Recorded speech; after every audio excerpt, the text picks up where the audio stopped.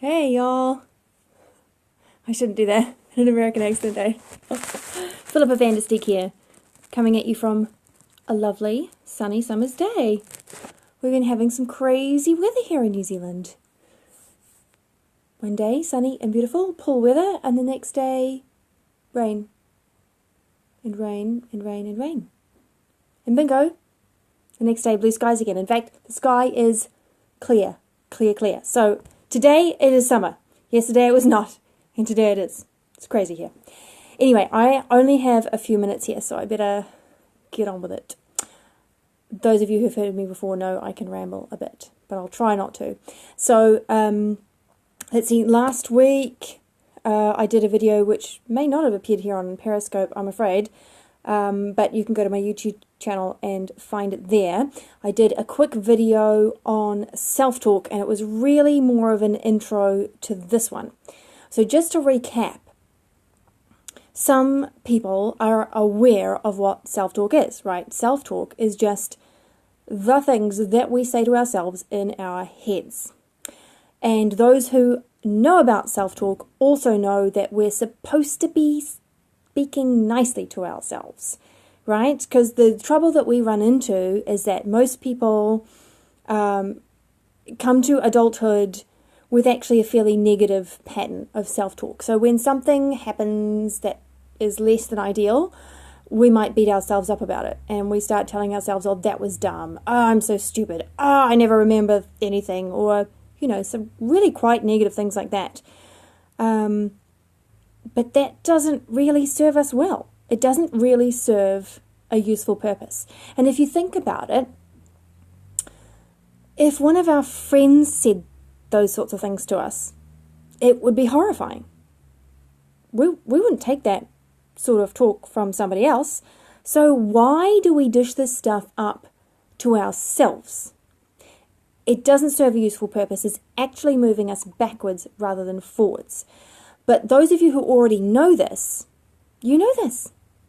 And so what's new? Well, what's new is that, in my experience, nobody teaches how to change what you say to yourself in your head. Now, there may be books on this somewhere.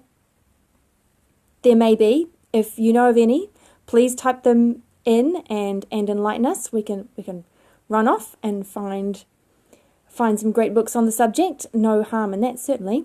But in my experience, nobody ever taught me growing up how to manage my self-talk, right? So I grew up sort of with a little bit of personal development in the house because of the field that my parents were in business at the time.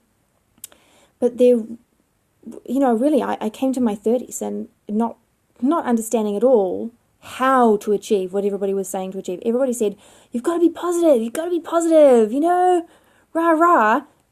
No information on how to do that. So, I'm going to tell you how I've done it.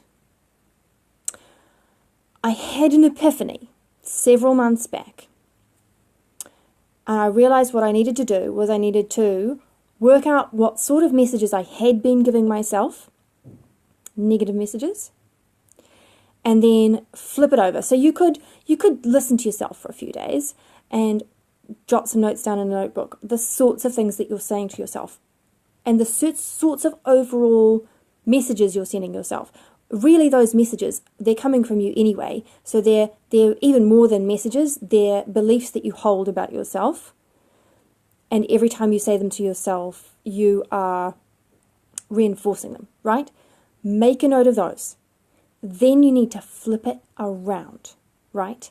So perhaps on the other side of the page, you can start writing down the things that you want to be true of yourself. Okay, they may not be things that are 100% accurate right now, or they may not be things that you 100% believe. You know, if you are constantly berating yourself for being late, perhaps, you might put on the other side of the page, I am punctual and respectful of other people's time. Something simple like that. If you are analyzing this and you notice that in a lot of respects you don't feel worthy of things that you want in life, maybe you just need to flip it around and remind yourself of what it says in the Bible. I am fearfully and wonderfully made. right? So you're going to make yourself a little list of better things to say to yourself, right? But you can't just put that list away. What I did was I knew I had this problem. I knew I had to change it. And I thought, right, I decided on my list. I decided on the list of things that I wanted to start telling myself. Things like, I am fearfully and wonderfully made. Things like, I am courageous. I take massive action. I help people live better lives. Things like that.